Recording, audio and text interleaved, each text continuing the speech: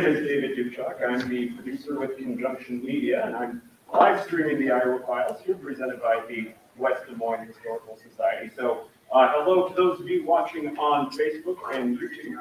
Gail from the West Des Moines Historical Society will be out here in just one moment. But we at Conjunction Media, we're supporting the Iowa Files this year by being able to help provide the live streaming and all of our expertise there. But she's also given me an opportunity to tell you a little bit about another service that we offer, which is creativity coaching and consulting. So if you own a business or you work for a business where maybe you've got some perplexing problems and you want some novel and out-of-the-box solutions, I can help lead your crew in exercises to help find novel and out-of-the-box solutions to those issues. 70% of CEOs will say that creativity and innovation skills are the most important asset that they have in their workforce, and that they struggle to find that. Also, 50% of customers will pay more for a superior good or service. So, if I do seminars and workshops, and I can come lead your crew in solving a problem, or I can teach your crew how to come up with more creative solutions on their own. And my website is creativedave.net. I've got information on the back table if you want to find me after the production. And I would look forward to talking to you. And now I'd like to introduce Dale from the West Des Moines Historical Society, who will introduce the program to you. Thank you. Thank you, David. He didn't mention he's an award-winning filmmaker, videographer. He created a series of 6 educational videos for us in January that won Award of Excellence with the Iowa Motion Picture Association. So David is the bomb. Yeah, he's great. Hi, I'm Gail Brubaker. I'm the Executive Director of the West Des Moines Historical Society, and thank you for the first of the next series of the Iowa Files. It's been a while, hasn't it? So it's nice to see you all here live and virtually. Just a little bit about us. We are the Jordan House, which I'm sure everybody knows about, the Bennett School Museum, and we do education, programming, and outreach. The Iowa Files is in partnership with the West Des Moines Library, and we appreciate their help ever so much. It's members and donors like you that help us put on free public programming here at the library and all over town and at the Jordan House and the Bennett School. We also want to thank, again, the West Des Moines Public Library and their director, Daryl Eshtay, the Friends Foundation of the West Des Moines Library, EMC Insurance Foundation, the Iowa Arts Council, Bravo Greater Des Moines, and Conjunction Media. That's how we're able to do the first time ever live streaming of these programs. So, nerve-wracking, but awesome. So we pulled in our A1 presenter for this first program, Rod Stanley. He's going to start blushing here when I talk about how amazing he is. He's more than just a local historian. He conducts research, interviews eyewitnesses to historical events or the children of eyewitnesses, as we're getting kind of farther away from a lot of those events. True to his profession, he's retired now, but this gentleman is a passionate teacher of history and informing the public about all things that are amazing, especially here in Iowa. Rod first presented his program about Bonnie and Clyde and the shootout in Dexter a couple years ago. So now we're going to find out the rest of the story, what happened in those 10 months between. Little intrigue, little romance, little gore. So with no further ado, we are so proud to have our very first 2021-22 Iowa Files with Mr. Stanley. Thank you.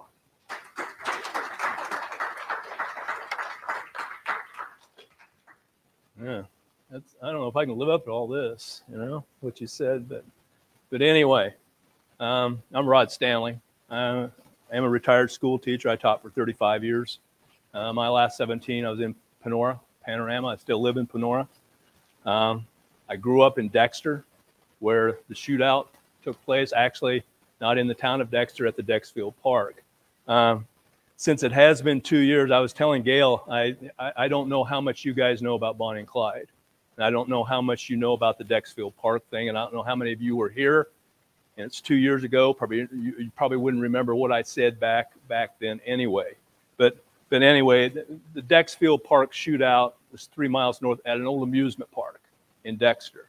In fact, it was the largest amusement park in the state of Iowa. It was built in 1916, lasted from 1916 up to like 1932, with a little bit of closure in between because of the Depression, but it closed permanently. Bonnie and Clyde in the shootout, they were camped out at a campground at that old amusement park.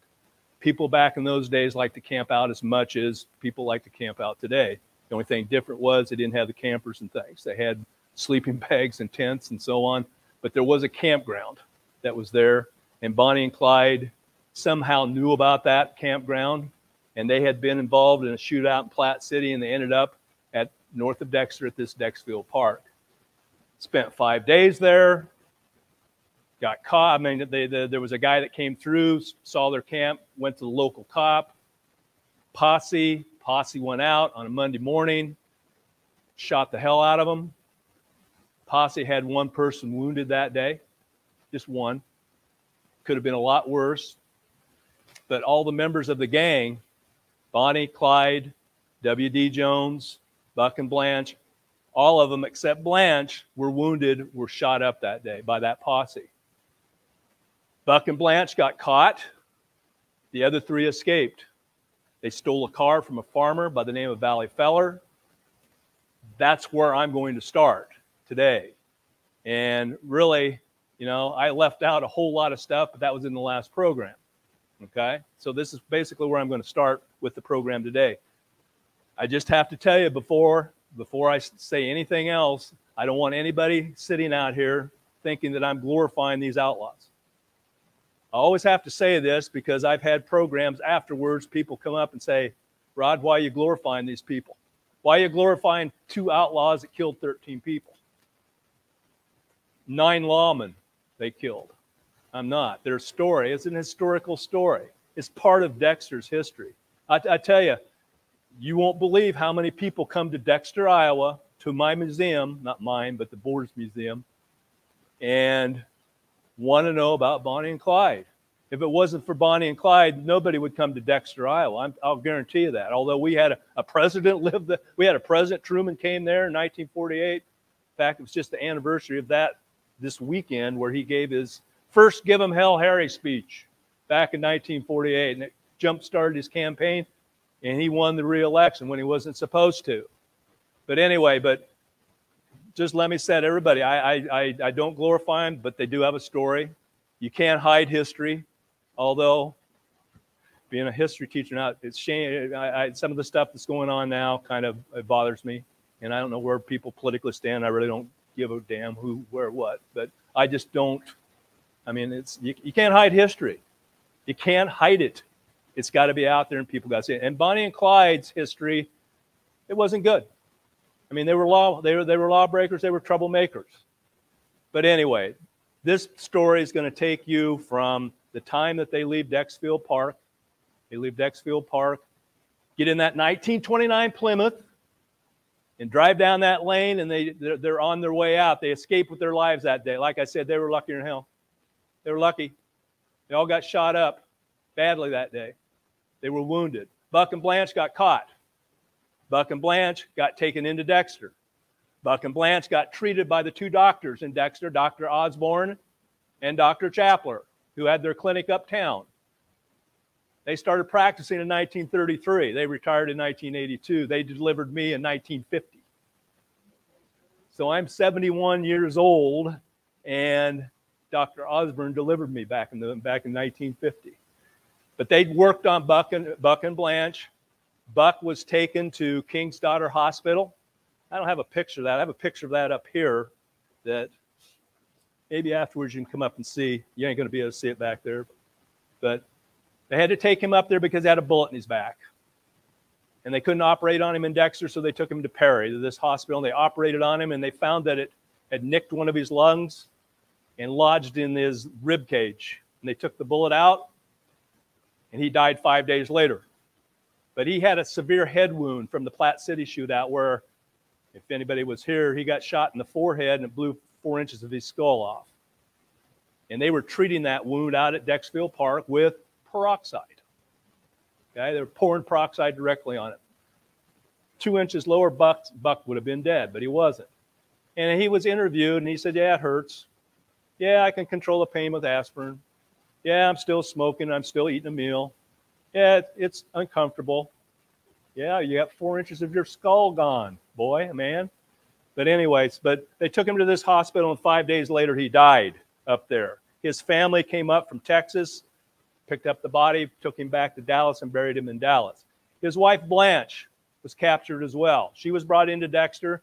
Most of the pictures you see of Blanche back in those days, she has a big patch on her left eye. And that was when they were leaving Platte City. The police shot the glass out of the window, and a big chunk of it landed in her eye. And Bonnie and Clyde were trying to get that glass out, but they couldn't get the big chunk out. And they were taking little shards and things out, but the big piece was in there. Dr. Osborne and Chapler couldn't get it out either, I don't believe. I don't read anything about that. But they took her to Perry as well, and they treated her at the hospital. Eventually, she ended up in Adel, at the jail in Adel. They had no women's facility, so they took her to Des Moines. And they jailed her in Des Moines until the sheriff of Platte County, Missouri, came up and picked her up to take her back to Missouri. And they charged her, here's the charge, attempting to kill the sheriff of Platte County. That was the charge against her. Probably that was a bogus charge. I don't even know if she defended herself. I never read anywhere where a lawyer even defended her. And she was found guilty, and she was sentenced to 11 years in prison in Missouri. She served, I think, about 5 of it. She got out on good behavior. She lost the sight in her left eye, though, from that chunk of glass. But after she got out of prison, she led the life of straight and narrow. Became a beautician. Remarried. And died in 1988. She wrote a book before she died. My Ride or My Run with Bonnie and Clyde or something like that was the name of it. We got it in the museum. We sell it, and people buy it for 25 bucks a copy. We don't make any money on it. We sell it at cost, but people like to read that. I've read parts of it. Blanche is unapologetic. She said, I'd do it again. I love Buck Barrow. I did whatever he told me to do. I don't know. I mean, that's just the way she was. She said we were young and stupid. We made stupid mistakes. But she said I'd do it all over again. But anyway, so Buck and Blanche got caught. The other 3 were on the run, and they were wounded. And according to W.D. Jones, here's my friend W.D. Jones. W.D. Jones was 17 years old, teenager. He had been with Bonnie and Clyde for about, he lasted about 8 months. Lasted about 8 months. And according to him, and if you want to know about his story, you can go online and you can find it. I got a hard copy of it up here. I ran off. You can go up and you can find, he gave an interview to Playboy magazine in 1968. Because the movie Bonnie and Clyde came out in 1967. And so Playboy wanted to interview him and wanted to know, how's that movie match up with what they're, you know. And I don't think it matched up real well from the things I saw about it. But anyway, they interviewed him, and he talked about his time with Bonnie and Clyde and how, you know, what went on and what went down. One of the things they asked about was, I don't know, how many of you saw that movie? Oh, good. You remember the character in there, a little fella? There's a little fella in there, and I can't remember what his name was. But anyway, you always saw him messing with the car. You always saw they had the hood up, and his head was under there, and he was messing around with the engine and messing around with things. And they asked him, they said, did you work on the cars a lot?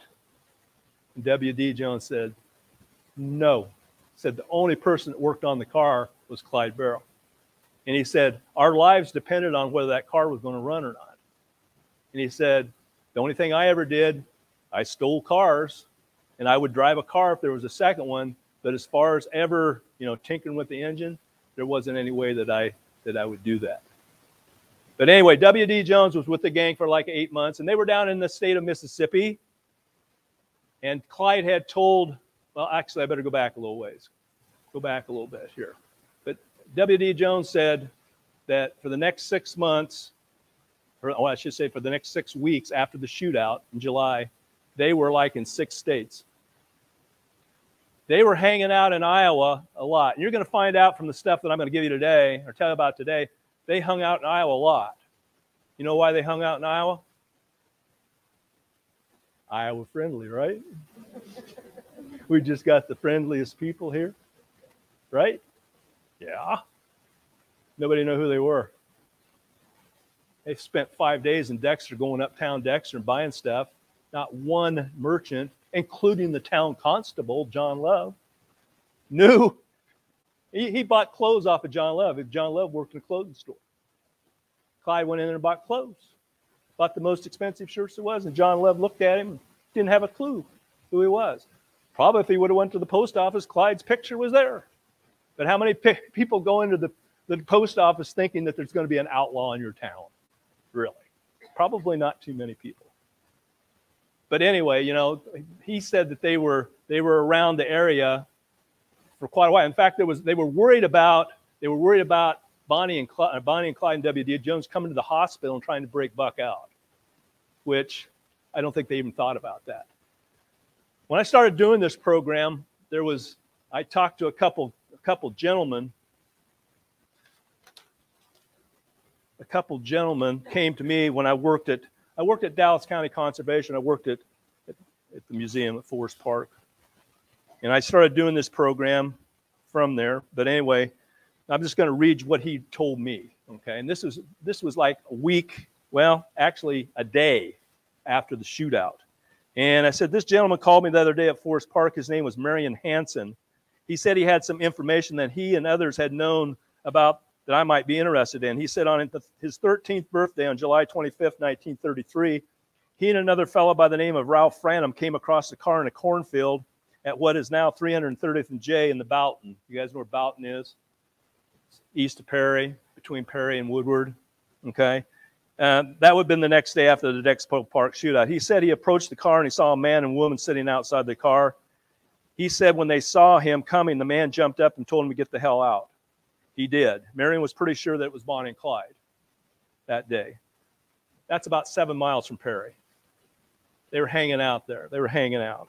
It very well could have been because that was the direction they were headed and where they had stolen another car. Marion also said one of his neighbors at the time was missing copies of newspapers. They like to do that too, out of his mailbox.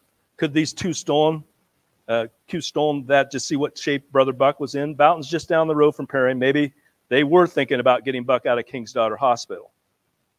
And I told Marion when he was still alive, and he's passed since, about telling me about this story. There was another fella.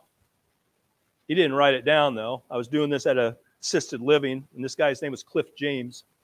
And Cliff James, I was doing the program about Bonnie and Clyde, and he came up and he says, yeah, he said, my dad, we lived over south of Woodward.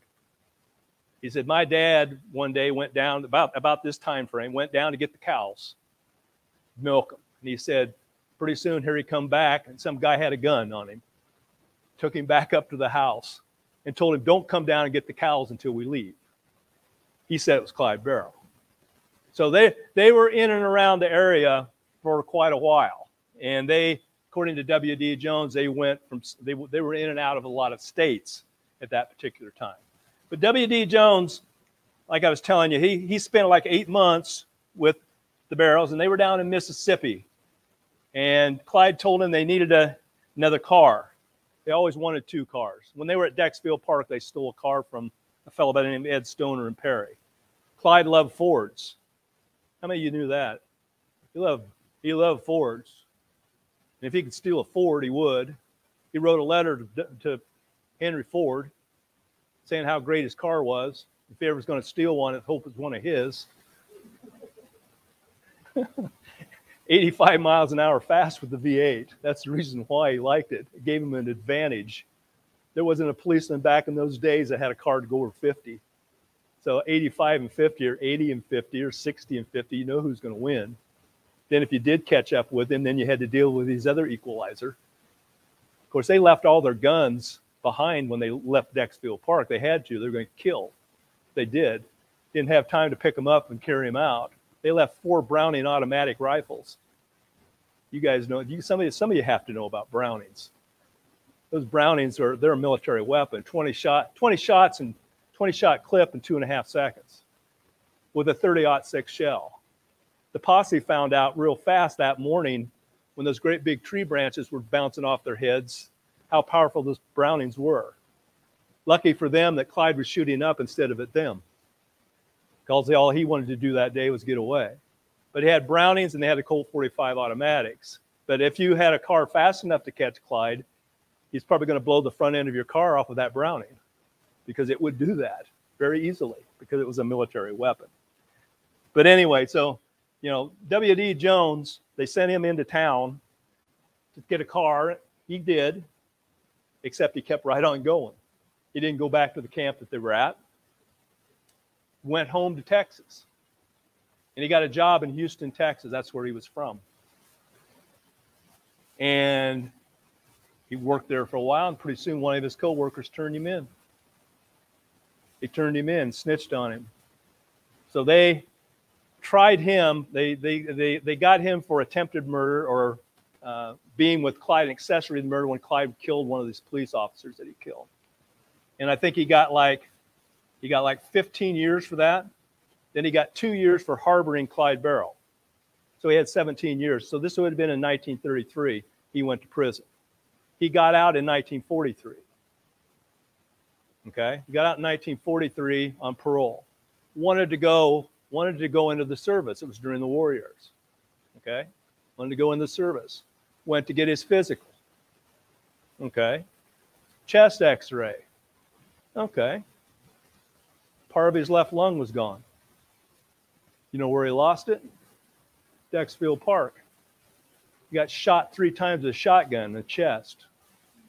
He had a bullet in his lung as well. I had a bullet there too. Needless to say, he flunked the physical. And I don't know whether he told him where he got all that garbage in his lungs, but it was at Dexfield Park, because he got shot 3 times, at least 3 times in the chest. How come it didn't kill him that day? 35 yards away, probably. Light load, like 6 shot and 8 shot. That's basically what they had. If you ever want to come out to the Dexter Museum, I got a gun that one of the posse members carried out there that day. His name was Doyce Pitts. I was tickled to death to get this gun because it was there. You know how hard those kind of things are to get? Something that was actually there, and you have verification that it was there. You know what it was? 410. That doesn't mean anything to you guys. Somebody has to mean somebody has hunted with a 410 before. Some of you are saying, "What? Well, 410, big deal. That sounds pretty big." That's a smallest gauge shotgun, or one of the smallest gauges. Here he had 17-year-old against a Browning automatic. Oh yeah, that's a great matchup. But anyway, we have that gun out there, and a lot of people like to look at it and like to hold it and like to have their picture taken with it because the gun was actually there that day. But anyway, you know, W.D. Jones, married, wife died, got into drugs. Okay. Yeah, evidently he was a romancer too, because he liked to sleep with other people's wives. He liked to do that too. Well, I find it quite ironic how W.D. Jones met his Waterloo. Quite ironic. He's at a house with another guy's wife. Husband comes home, catches him in bed, shotgun in the corner. Goodbye, W.D. Jones. I find it quite ironic that he was killed by a shotgun when he had all that shotgun stuff that happened to him at Dexfield Park that day. Okay. Move it up. I talked too much. That's Bonnie and Clyde right there. Move it up, Gail. Again, that picture there was Bonnie's favorite picture of him holding her up. Move it up, Gail. That's Clyde with his sister. I'll just tell you this. Clyde Barrow's family was very important to him, and so was Bonnie Parker's. That's the reason why they kept going back. The only reason they went back to Texas was because of their families. That was the only reason they went back there. That's Clyde's 2 brothers. Or the one on this way is a brother. This is a brother. I think this is a cousin. But that's LC. I'm good friends with LC's son, Buddy Barrow. Buddy Barrow's the nephew of Clyde Barrow. You want to hear some stories? Listen, that guy has the stories about Clyde Barrow. Move it on up. There you got Clyde and Bonnie there with some of their cars. move it on up. All right, here, the first thing that I have, well, actually the first thing, I don't have a picture of it up. In November of 1933, like I said, they were very close family lives. They went back to Texas to have a birthday party for Clyde's mother. And this was at Sowers, Texas, which is outside of Dallas. But anyway, someone got word of it, and the police showed up. And there was a big shootout that ensued. Bonnie and Clyde both got shot, but they escaped with their lives. Clyde was so upset about that that he decided that he was going to kill the sheriff of that county. His name was Smoot Schmidt was the name of the sheriff. And Clyde actually sat outside the office waiting to ambush this guy, and he got talked out of it because of the problems it might cause for him if you're going to shoot a lawman. But he says, you know, I don't care if they shoot at us, but when you start shooting at my family, that's another story. I don't want them doing that. They can shoot all they want at us, and, you know, but don't shoot at my family. But anyway, then the next thing I have that happened that I thought was significant, just let me say this before I go any further. I got most of the information that I'm telling you today that I've researched out of this particular book. And if you want to know about Bonnie and Clyde, if you're really, really interested in Bonnie and Clyde, this is the book to buy, because it takes them from when they met to the time they were killed. It gives them. And date by date by date. There are a whole lot of things I didn't include in this. These are the things I picked out that I thought, you know, would be interesting to talk about. But anyway, in January 16, 1934, in Huntsville, Texas, Eastham Prison. Clyde spent time at Eastham. In fact, in 1932, he was in prison and was sexually assaulted, killed another inmate that was doing that to him, supposedly. Bonnie and Clyde's mother talked the governor into giving him a pardon. Clyde won't do anything bad anymore if you let him out. Oh, he will never break another law. Well, they got out, and that's when Bonnie and Clyde got together for good. And, you know, on the run for 2 years. But anyway, what Clyde did here was he went out and planted guns. There were like 5 inmates in that prison that he wanted out, 5 of his friends. And on January 16th, 1934, they were out on the duty going out. You know, they chained them up and they go out and do work and so on. And he put these guns where these inmates, and he got the word into them. It wasn't that hard to do, where these guns were at. And they got the guns, and they killed one guard and wounded another one. And they got in the car of Clyde Barrow. And Clyde Barrow had to drive like the devil in order to escape the guards there. But he escaped with 5 of his buddies. And those buddies were Ray Hamilton. You're going to hear more about Ray Hamilton. Henry Methvin, you're going to hear about him. Hilton Bybee, you don't hear much about him. James French, not much about him. And Joe Palmer. Those were the 5 guys that he broke out. Hardened criminals, but buddies of Clyde Barrow. Okay? Next one. Back to Iowa, and again, they liked these small town banks. Do you know why? Rembrandt, Iowa. You guys know where Rembrandt? I'm showing you where Rembrandt is, right there. Clear up in northwest Iowa. They get this one too. We'll talk about that later. Rembrandt they get. Why? Why would they pick on small town Iowa?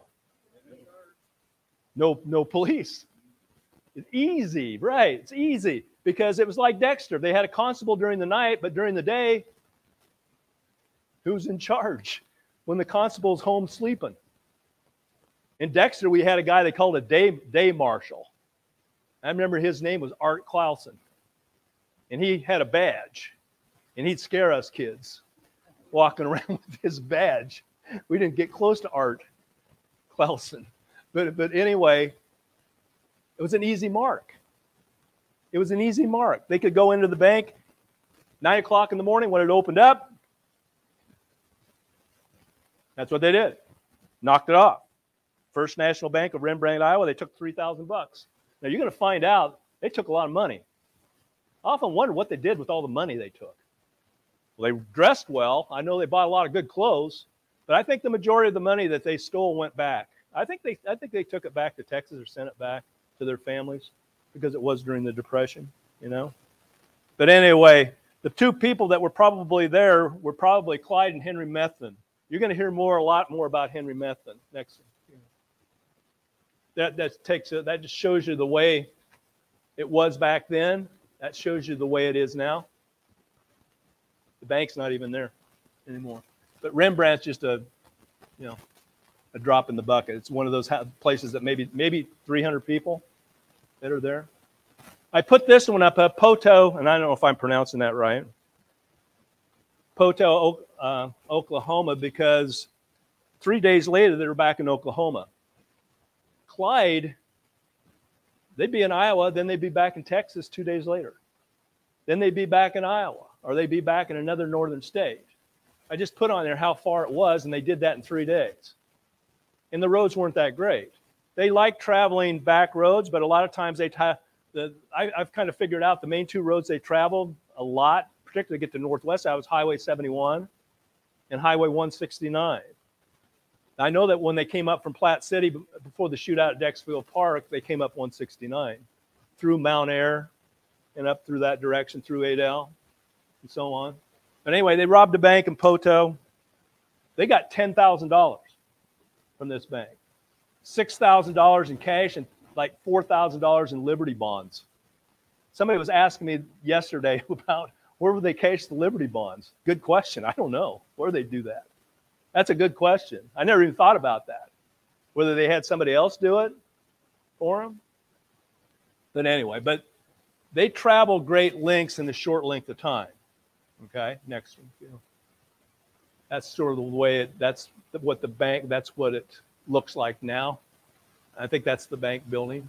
These three characters right here, Clyde Barrow on the left, Henry Methvin in the middle, kind of, can everybody see it all right? Okay. Then Ray Hamilton. Hamilton and Methvin were the two main guys that you hear a lot of that ran with Clyde. And I don't know whether it's because he trusted them the most or that trust is betrayed, though. You're going to find that out here shortly. But those are the three amigos. And you can see, you know, they got nice suits on. They got nice hats on. A lot of the money they stole, they dressed well, and they couldn't go to a restaurant and sit down and eat, but they sure loved taking out takeout meals. Steak, chicken, whatever the most expensive was. When they were in Dexter, they took out steak and chicken, the merchant said. Most expensive things. But takeout was a little different back in those days. Real glass plates, real glass glasses, real silverware. And in Dexter, they washed them up and brought them back. I don't know about some of these other places where they just kept them or not, or whatever. Next one, Gail. They were back in Iowa again at a little place called Kinneret, which is close to Rembrandt. There was a fellow by the name of Art Arneson that had noticed the car in town, kind of driving around, kind of scoping things out. And he went to the bank, and he told the bank guy, there's some people that look pretty rough in town. You better be on the lookout for it. Well, an hour later, that was like at 8 o'clock in the morning, an hour later, Clyde, Henry Methvin, Joe Palmer, they robbed the bank in Kinneret. Took the money from there. They got about $3,000, according to the thing, about $3,000. And they also robbed a customer by the name of Christopher George of $35. And a lot of times when they rob a bank, if there were people in line, there's one coming up that people were in line at the bank and they robbed everybody going right up the counter, took all their money. But that's Kinneret. In Iowa, 11 days later, Reed Spring, Missouri. Now, that's clear down in the southern part of Missouri. Any people been in the southern part of Missouri before? How'd you like that ride down there? It's terrible. The only times I've been, yeah, it's that and that. And it's like, you're out in the boonies. Except I can take you some places in Iowa, in Guthrie County where I live, that you think you're out in the boonies too. Yeah, Monteith or Dalmanutha. You guys ever heard of Dalmanutha? It was. Yeah, it was. Yeah, she knows because she's on the Underground Railroad thing. But at Reed Spring, Missouri, there was one of the 9 shootouts. And Bonnie and Clyde were down there. They had stolen a car up here in Springfield, and they were driving around, and they got lost down there. And there was a farmer in a field, and they stopped and took the farmer hostage. His name was Joe Gunn. Joe Gunn. That's quite a name for riding with Bonnie and Clyde. But the story he told, he was scared to death. But anyway, they picked him up because they wanted to know how to get out of there, where to get to, what they wanted to get to. And so he showed them how. But in the meantime, the word had gotten out that they had stolen a car in Springfield, and they put up some roadblocks. And this farmer, Joe Gunn, said they had the roadblock, and all of a sudden the bullets started flying. He said he dived down in the back seat. He said, lucky I didn't get killed. But he said there was a big shootout, one of 9 shootouts that Bonnie and Clyde were involved in. They were involved in 9 major shootouts. And they escaped with their lives. And down the road, they let Joe Gunn out. And they did this more than one time. They let him out, thanked him for his time and trouble, and gave him $10 for your trouble. And Joe said, I almost got killed for my trouble. Next one, Gail. This is Ranger. And I put this up here because, you know, when they left Dexfield Park, I'm going back here a little bit, they left all their guns, 4 Brownings, 40 Colt 45 automatics, and 3,000 rounds of ammunition. 3,000 rounds. They didn't have any guns. They went to Platteville, Illinois, and robbed an arsenal there to replenish their supply, stealing the Brownings and Colt 45s. This is Ranger, Texas, and there was an arsenal there, an armory there. That was the old armory right in that building. And they stopped there and they stole their automatic weapons there too. I don't know why. They thought they needed more, I guess. I don't know for sure what the reason was, but wanted to show you that because that's, again, an edge Clyde thought that he had to have. Next one, yeah.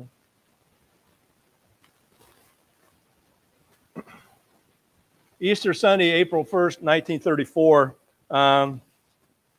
The event that happened here, probably, you know, there were a lot of people, lots of people that thought Bonnie and Clyde were okay. They thought that, you know, here we have 2 Robin Hoods, robbing banks that took all my money. That's okay. I don't care because they took all my money. They can take what's left, you know. But they looked at him as Robin Hood, going to give that money to the poor. Now, that's not going to happen. But there was a lot of people that thought Bonnie and Clyde, they aren't as bad as you people are making them out to be. Okay? But anyway, on this date, April, Easter Sunday, 1934, they were actually parked on a dirt road off the main drag. And there were 3 motorcycle cops that drove by. The last 2 guys saw the car, and so they went off on this dirt road to investigate what was going on. Okay? And they were just parking their motorcycles, and they got gunned down in cold blood. Okay? Here's a story that I read about what happened there. According to Bonnie and Clyde, and Henry Methvin was there. But anyway, they were in the car. Bonnie had her rabbit. She had a rabbit that she carried around, an Easter rabbit. Okay? They were in the car resting, and Henry Methvin saw these 2 guys come up on motorcycles, and he told Clyde, he said, there's 2 cops coming. What do you want to do? And Clyde said, take them. Clyde, some people think Clyde meant, let's take them hostage. Henry Methvin took it as open season on these 2 guys. They didn't even get off their motorcycles, and Henry Methvin or Clyde or both gunned them down in cold blood. Then the story got out. The story got out about Bonnie got out of the car then. And Bonnie walked up to one of the officers who was still struggling on the ground with a shotgun, put it on his chest, and blew him away. Don't think that happened. I don't think that happened. I think that was made up to, and I'm not defending Bonnie, but I think they needed something to turn the public against Bonnie. A woman. How could a woman do something? Well, she just did. Because there was a witness in the field over here that saw her do it. That was what they said. There was a farmer that was over here, a witness that saw her do that. Personally, I don't think so. Maybe she did, but I don't think she did. W.D. Jones, I'll go back to W.D. Jones. W.D. Jones said he never saw Bonnie ever shoot a gun the time he was with her. Was he defending her? Maybe. I don't know. I know she shot a gun in Joplin. There was a big shootout there. And W.D. Jones was with her. Maybe he was too under fire. I don't know.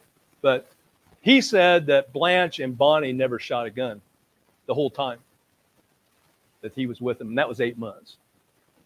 I don't know whether he did or not. But anyway, Grapevine, things turned the other way. Next one. Yeah.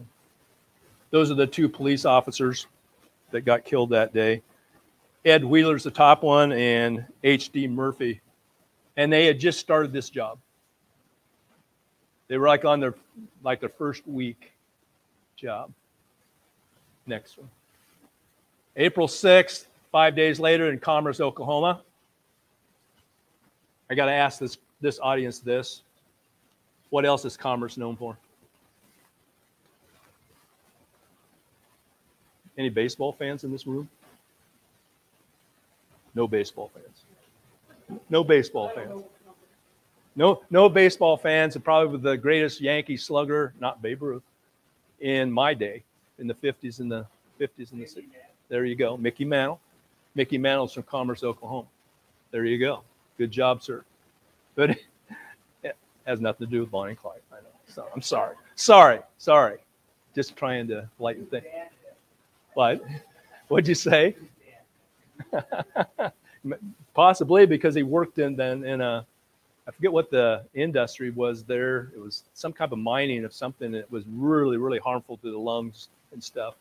And I don't think Mick had to do much mining because he was so good in baseball. But anyway, in Commerce, Oklahoma, they were parked. Roll it up again. You can see where Commerce is in the northeast corner. Okay, at this corner, Bonnie and Clyde had parked, and the town constable, Calvin Campbell, and the deputy, his last name was Boyd, Percy Boyd, I believe. And they were there, and the constable was walking up to the car, and somebody stuck a shotgun out and blew him away before he even got the car. And then this guy exchanged gunfire, and he got wounded. And Bonnie and Clyde picked him up, put him in the car, and away we go. Held him hostage. Although they treated him pretty well. They treated his wounds. They shot him, and then they treated his wounds. Bought him new clothes, and then drove around and asking him questions about, you know who we are? You ever read anything about Bonnie and Clyde? They wanted to know about themselves. And I don't know what he's told them, but they went all the way up into the northwest. They had him for like 12 hours. And they went all the way up to the northwest corner of Oklahoma, or northeast corner of Oklahoma, a place called Fort Scott. And they dumped him off. Gave him $10. Gave him $10 and said, okay, here's your bus fare back. And before he got out, he says, is there anything that you want me to tell your public? And Bonnie says, yeah.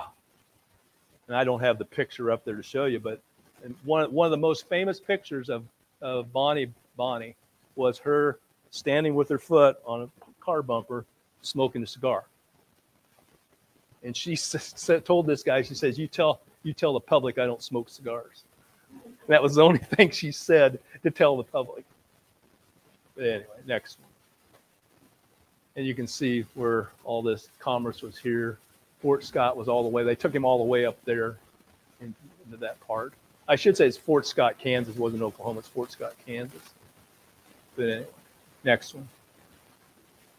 I put this on here because Ray Hamilton was still running with the gang. And this was a bank that he robbed after he left the gang.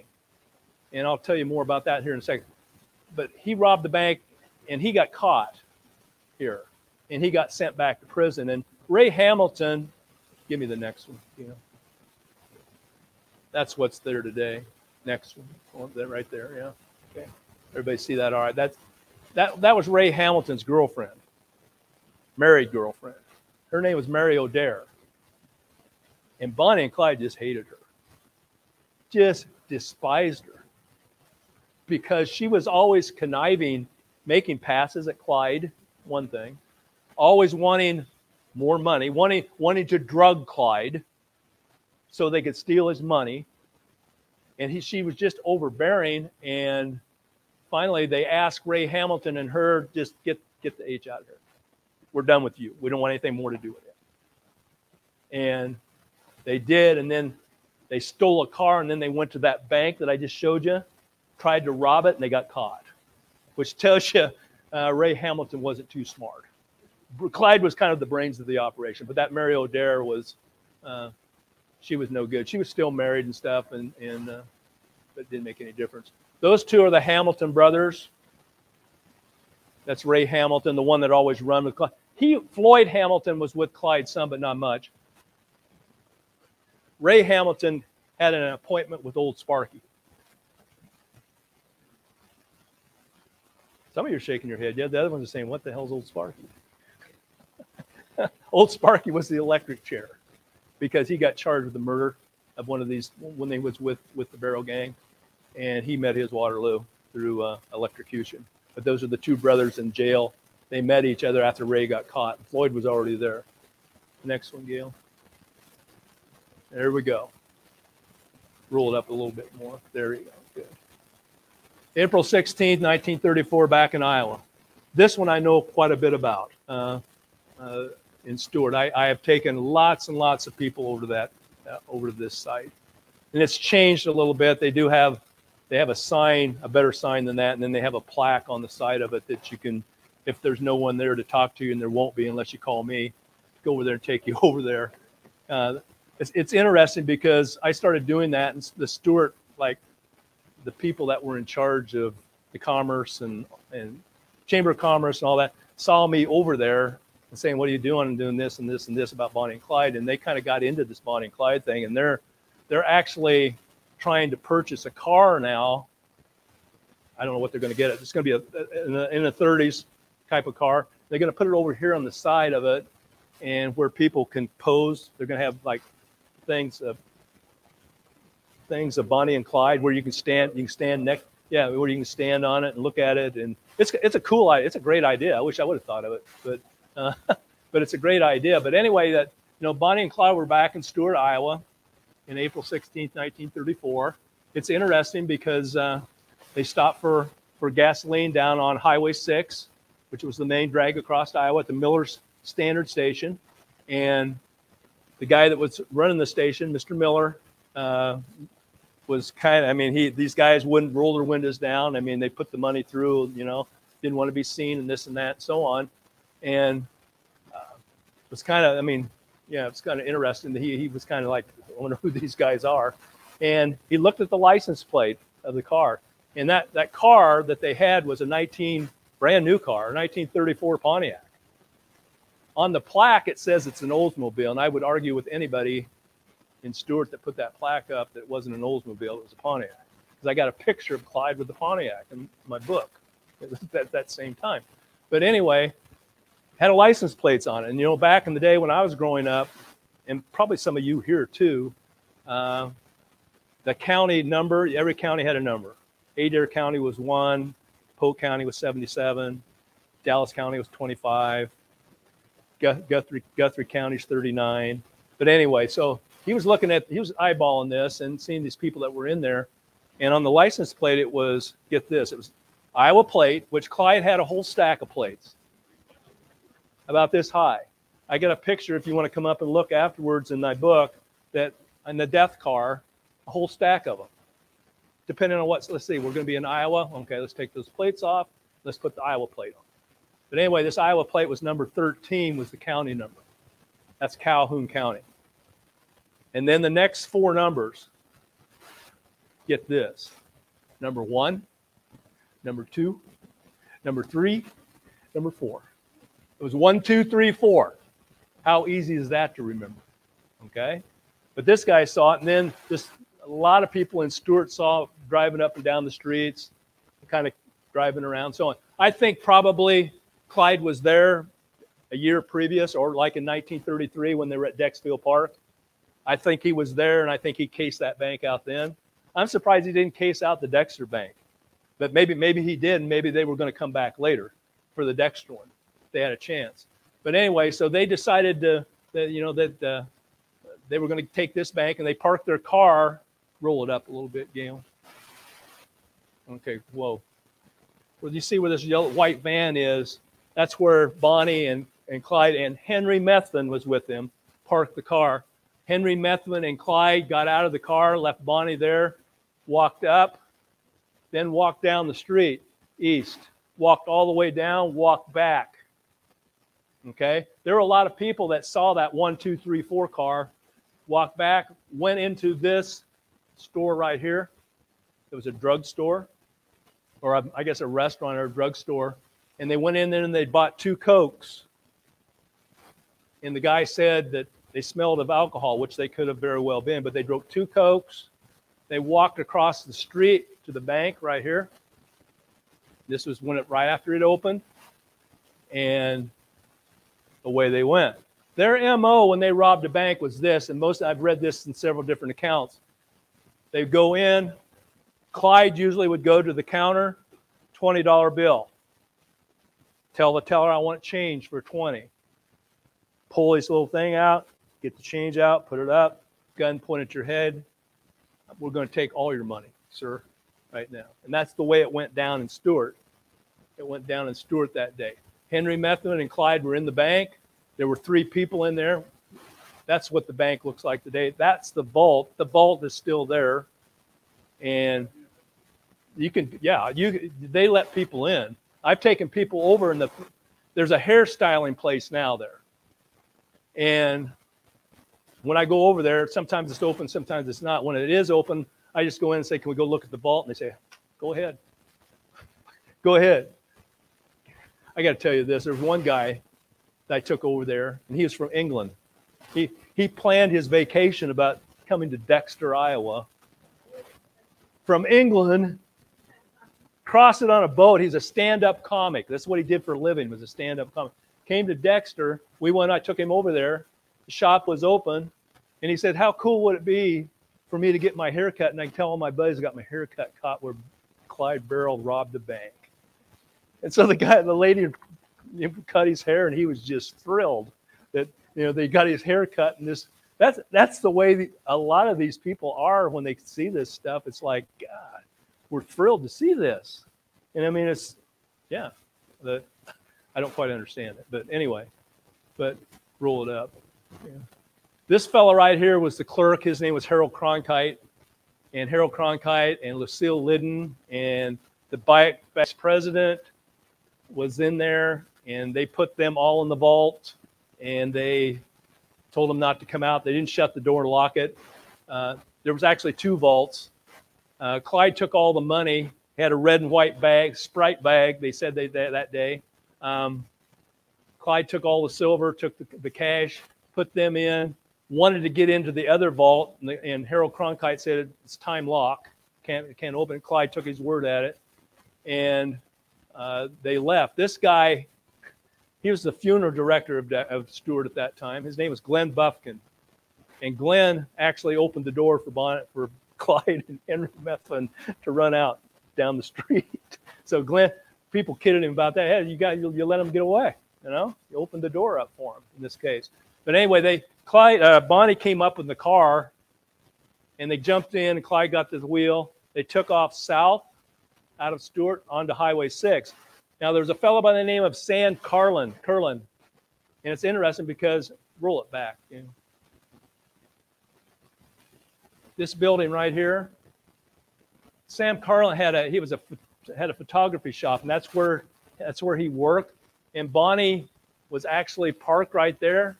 And Sam Carlin was the head of the vigilante group, the guy that ran down outlaws in Stuart. And he walked right by Bonnie. And he never lived it down, according to the article. He never lived it down because, Bonnie was sitting right in the car, and you walk right by her. And there's that outlaw. Because he didn't, they didn't know who they were. But anyway, but Sam Carlin and his buddies took off after him, sped through Dexter. They went south out of Dexter. You guys know where Pitzer's at? Some of you are shaking your head no. Some are saying, "What? You're making this up, Rod, right? You're making up the town of Pitzer." It's on the, we call it the Pitzer Road, but it was like a little ghost. It's a ghost town. There used to be a grocery store and stuff there, and they hit it that way, and they had a flat tire. They pulled off the side of the road, and this family came in and talked to me one day.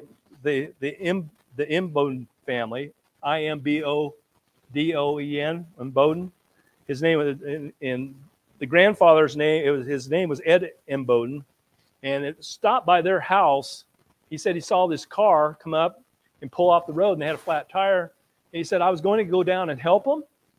And he said, then I saw a guy with a rifle, or not a guy, but a woman with a rifle on top of the car. He said, I don't think I'm going to go down there and help them. And of course, it was Bonnie on the lookout. But, you know, they got away that day with like $1,500 from Stewart. But the 1234 license plate was, you know, people recognized it. Roll it down again. You roll it back down. Yeah, okay. I put this on here because this is the house of the person they stole their last car from. This was in like in April 29th, 1934, they stole their last car, and of course it was a Ford, a 1934 Ford, a real fancy Ford that they stole from the Jesse Warren family in Topeka, Kansas. That was it. That was what it looked like.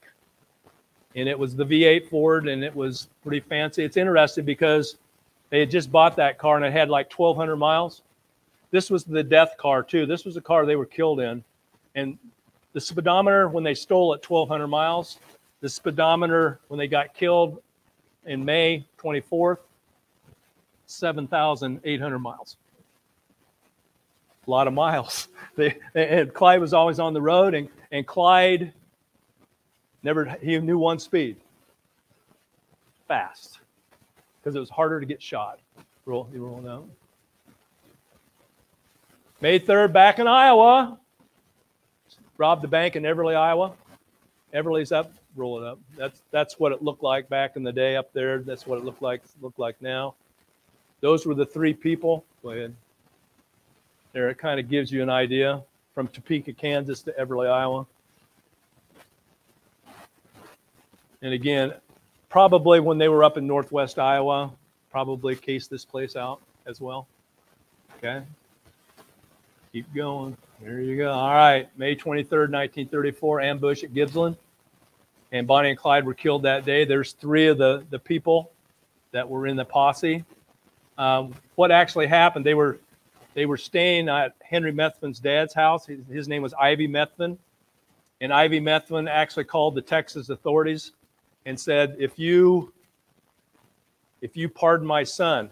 Henry Methvin was probably responsible for, I'm thinking, probably 4 or 5 murders. Not all in Texas, though. There were some in Oklahoma, too. But anyway, you pardon my son for what he did, I'll deliver Bonnie and Clyde, because they're staying on my property. And they were. There was a house. At first, I thought it was this house. That's not the one, but it would look something like that. But that's not the actual cabin that they lived in. Here, the guy that wrote the book, he was looking for what remained of the house where Bonnie and Clyde stayed when they were on the Methvin property. But anyway, they hired basically, roll it up just a little bit, you know. This guy, Frank Hamer, I don't know if you ever heard of Frank Hamer before. A mean dude. Let's just put it that way. He was a killer himself.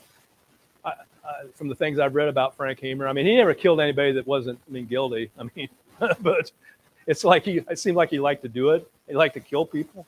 But anyway, for some reason, some of the movies here recently show Frank Hamer and Clyde Barrow in knowing each other. And I don't know about that for sure, where they actually knew each other. This Bob Elkhorn was a Dallas County.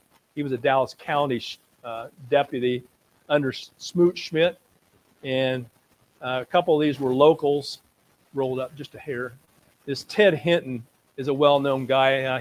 He's actually written. He wrote a lot about the ambush and the killing of them. But anyway, these three gentlemen were kind of put in charge with Frank Hamer, and they went down to where Ivy Methvin's home was, outside of Gibbs, like 8 miles southwest of Gibbsland.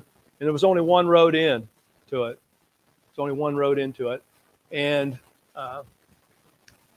they got in the brush and the trees, and basically after they knew what car Clyde was in with the tan V8 Ford, that they were going to wait and see if he was there or not. They had reports they had seen him in town, and they were driving back and forth. And so they went out there and they sat the first night, nothing. Second night, nothing. They were packing their stuff up, and they decided to stay a half hour more. And this was like at 9:30 in the morning. They were getting ready. And the mosquito, they said, I just read it before I came in here, the mosquitoes all over the place, just getting bit terribly. But anyway, they hear a car coming. And Alcorn was on the end from where the car was coming, where on the road. And Alcorn was actually on that posse because he could identify Clyde Barrow. That was one of the main reasons, to make sure it was Clyde they were going to be shooting at. Okay? And here comes Clyde, 100 miles an hour, how fast that car would go.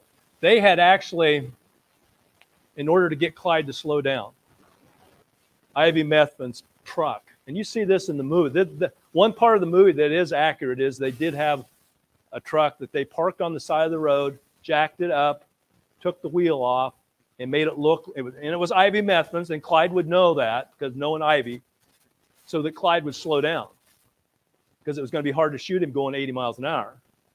Okay? And get this, Ivy Methvin went along with it, and then he comes down like 45 minutes before Clyde shows up and tells this posse, I don't want to do this now. I want my truck back. And these guys saying, hey, there's no way. But Ivy was saying, if you don't kill Clyde, guess what? He's going to kill me. So they actually took Ivy, according to Ted Hinton, in his account, they took Ivy Methvin, and they took him like a half a mile away from where they were at.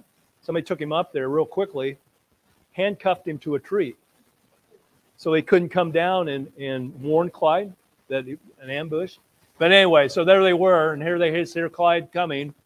And Bob Alcorn says, it's Clyde, that tan Ford. And Clyde starts to slow down because of the truck. And Bob Alcorn comes out, steps up, and hollers at him to stop, halt. And he said, and the other one said, that basically they saw Clyde reaching. And he was reaching for a Browning that was in between him and Bonnie. But anyway, that was enough. They had Browning automatic rifles. 120 shots, basically, into that car. With that, then Bob Alcorn had an automatic shotgun, 5 shots. Then he had pistols, emptied the pistol in, and all of them had that same, all of them. I think like 176 shots. Clyde was killed instantly. Got shot in the head right behind his left ear.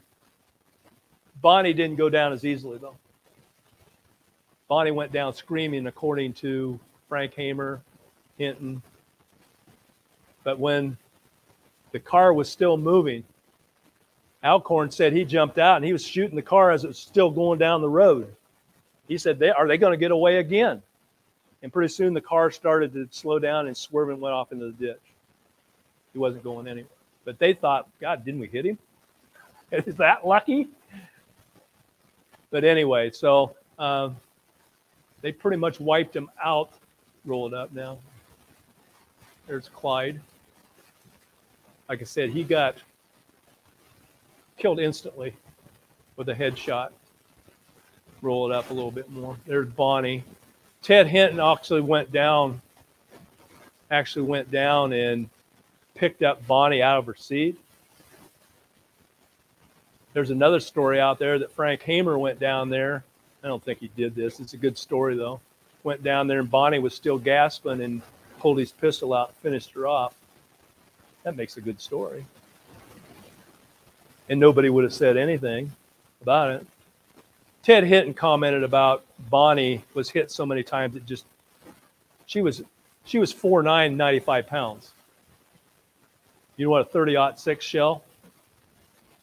Tears you to bits. That's what he said. It just tore. I mean, he said he felt sorry for him. He felt sorry for Clyde too. But anyway, roll it up. But they were killed on that morning. Are we out there? Okay. That's them checking out, taking the stuff out. In my book, it talks about all the stuff that was in that car. Clyde's saxophone. Played the saxophone. Add that in there. Stack of plates. I don't have a picture of the plates. You can come up and look in the book, roll it up. They took him to Arcadia, Louisiana, to the mortician there. And they had trouble embalming the bodies because there were so many bullet holes. The coroner said at least 25 shots in each body. That's the death certificate. 10,000 people showed up at Arcadia. What they found out. The souvenir hunters galore at the shootout site. Shootout at Dexter, at the Dexfield Park. There are 400 people that went out to Dexfield Park, picked up stuff.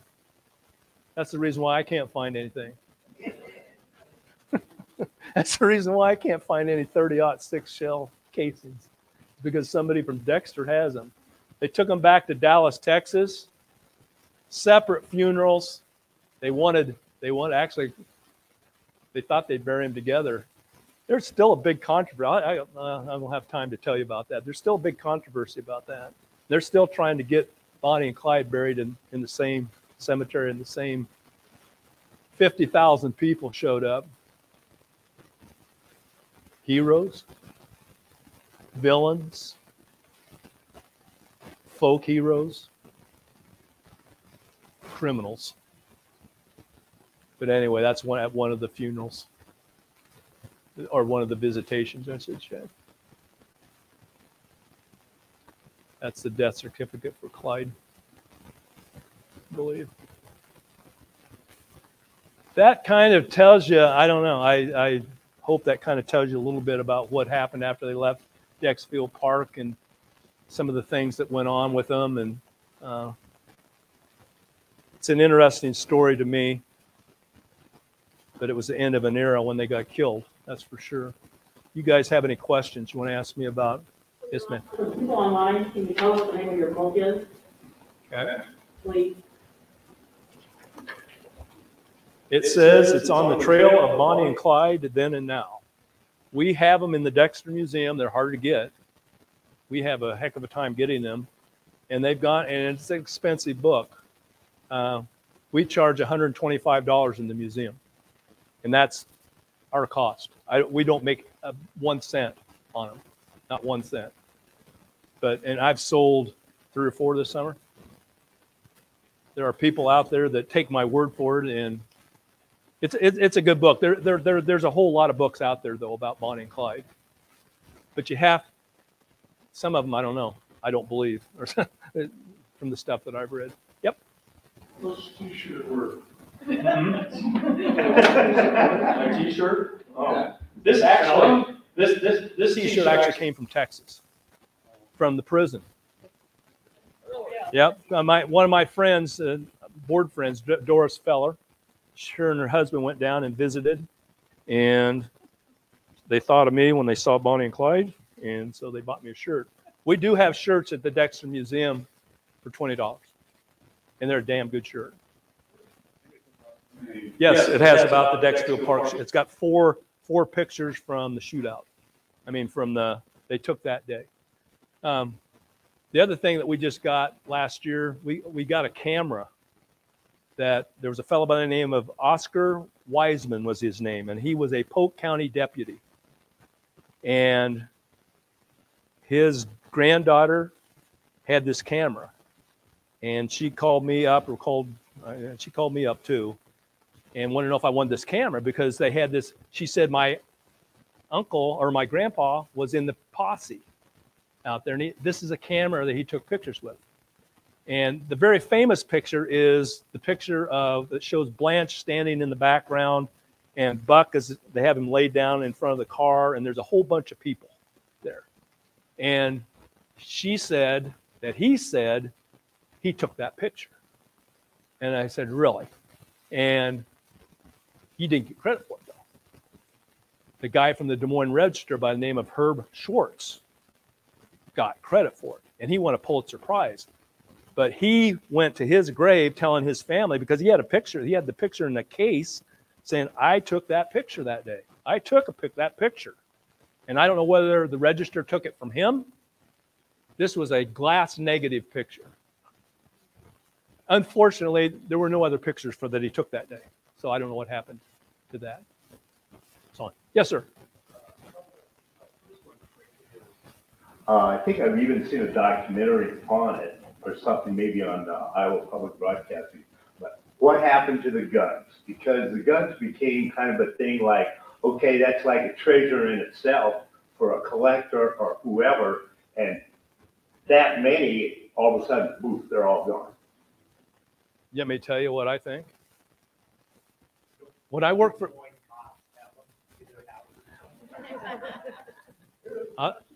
I'll tell you this. Okay.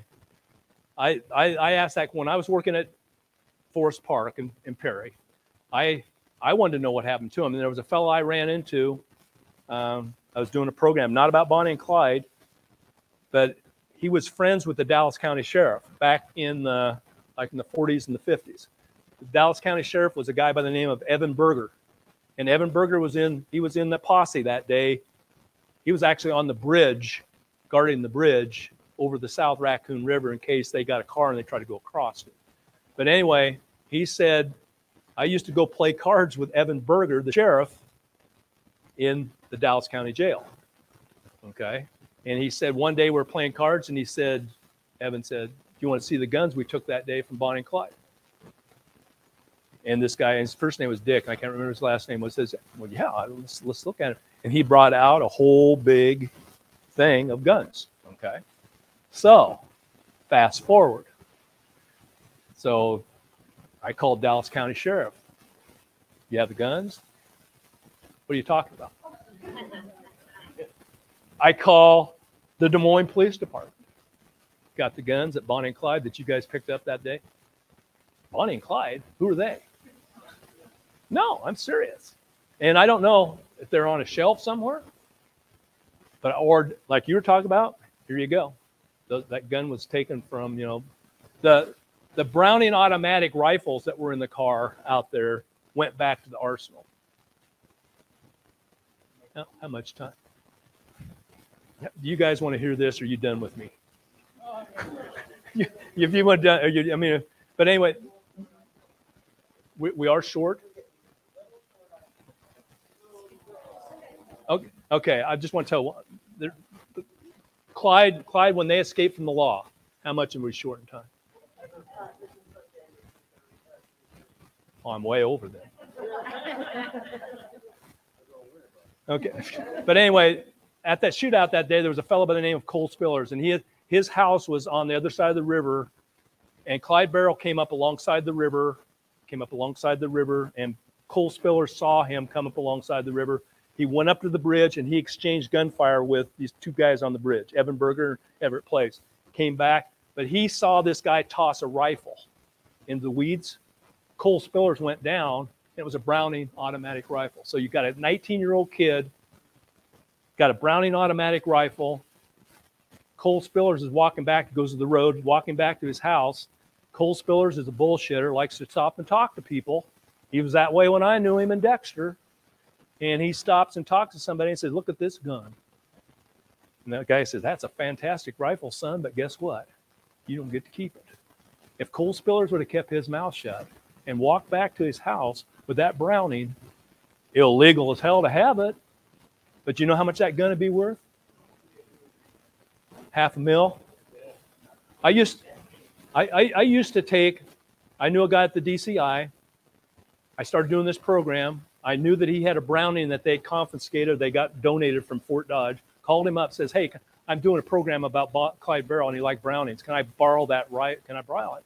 He said, heck yes. So the DCI, I go down there and I borrow this Browning, and carrying this Browning around with me, these programs, not thinking, you know, God, Rod, if you get stopped by the highway patrol, you know how much trouble you're in? You know how much trouble you're in? He had a Thompson too. I carried this Thompson. Clyde Barrow never touched a Thompson.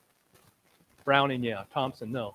But anyway, I was asking him how much that Browning is worth, and it had no, get this, the serial number was scraped off it.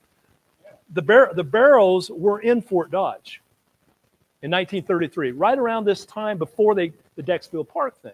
Would they have lost a Browning up there? I called the Fort Dodge police chief. I said, you remember that Browning you gave to the DCI? Yeah. What's the history? I don't know. It was here when I got here. You know? So that's all he knew about it. But the serial number had been scraped off of it. But that gun's worth $100,000. The Thompson was worth $75,000. So I was carrying around like $200,000 worth of guns. You know? But to answer your question, I think they got distributed amongst. Yes, sir. This is more. I've seen your other presentation on this. Obviously, people come to wherever it is, they go toward the sites while it's happening. What do you think the meaning of the Bonnie and Clyde story is for this country? Why do you think it fascinates people the way it does? Number one, they're outlaws. And it was during an era when there was outlaws. John Dillinger, Machine Gun Kelly, Babyface Nelson. People idolized them as well. Second thing, they were male and female. You didn't see very many male and female. Third thing, they were young. Clyde was 23 and Bonnie was 22. I think that's the reason why people, the male and the female thing, I think is the big thing. But you know, I belong to like 5 or 6 different Bonnie and Clyde groups that have thousands of people. And there are people that know a hell of a lot more about it than me. I mean, I think I know some things, but there's some stuff I don't know. I mean, the Dexfield Park thing is the thing I know the most about. But that would be my answer. I don't know. Yeah. Ratted that out. Did his son get pardoned? Yes. He got pardoned for what he did in Texas. But he committed a murder or two in Oklahoma. So he went to jail. But he got out in the 40s sometime. But get this, you know what happened to him? They found him dead along the railroad tracks, ran over by a train, cut in half. That's what happened to Henry. And the Methvin family blamed the Barrows.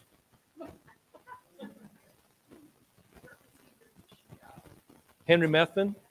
Henry Methvin was probably at his house. That's where I'm guessing.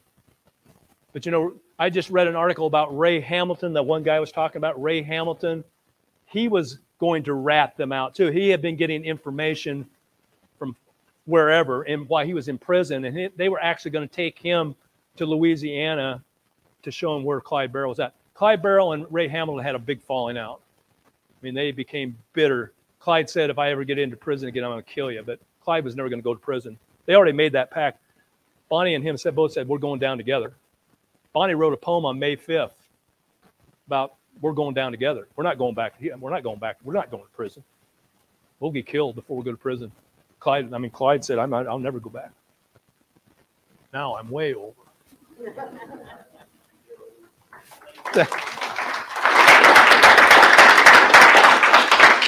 You guys are a great audience. I appreciate your attention. So before you go, somebody asked online, they want to see your first program, which we were not able to videotape. So how does somebody find out where you are and what topic you're talking about? That's you can actually go to the museum website. I mean, my name, my email, and my phone number. I like to have people come to the museum, and I can tell them the story there. And we got all the artifacts and all kinds of stuff to look at. I mean, as far as kind of then I can take people out to the site. Whatever the date of October, the second Saturday in October. And I know Iowa football and Iowa State football runs into things, but the second Saturday in October, I open the museum at 10 o'clock in the morning to 1. And then if anybody wants to go out to the actual site, to where the shootout was. I take them out there, and we have 2 historical markers at the bottom of the hill. And then I usually take them over to Stewart. So, but if you don't want to do that, you can call me up. My name and my number is out there. And if I'm free, I'll take you. If I'm doing something, we'll have to schedule another time. But yeah, it's pretty cool. We're open on Sundays from 1 to 3. If you want to come when I'm there, it's the first Sunday in October. That's our last month. But like I said, if you want to come out some other time, just call me or email me or get a hold of Gail and she can get a hold of me. But anyway, thanks. Thank you again. I really appreciate it. So. Speaking of museums being open, look at that segue. Jordan House Museum is open on Fridays and Sundays for tours, 11 a.m. and 1 p.m. We highly recommend you pre-purchase tickets so we know you're coming. So maybe we can make cookies or something. If you come see us, we have a brand new outdoor fundraiser that we're really proud of, Pathway to History, where people are purchasing engraved pavers to remember loved ones who have passed or important events. It was just installed last Friday. So please come to the Jordan House at 2001 Fuller Road and see it. There's kind of an example back there and the order forms. You can order it online or on paper. I'm not sure what the technical term for that would be. There's also the rest of the Iowa Files schedule is back there on that table too. So we have October 17th is our next program, Vanished Villages, Iowa Ghost Towns. Again, we will be live streaming it both through YouTube and on our Facebook page. And we also have a sign-up sheet back there. Get on our email newsletter. I don't sell it to anybody, I promise. I could make good money, but I don't. And we send out monthly e-newsletters to let you know what we're doing and what's going on, because we like to brag about all the awesomeness that is the West Des Moines Historical Society. So thank you so much and have a good rest of your day.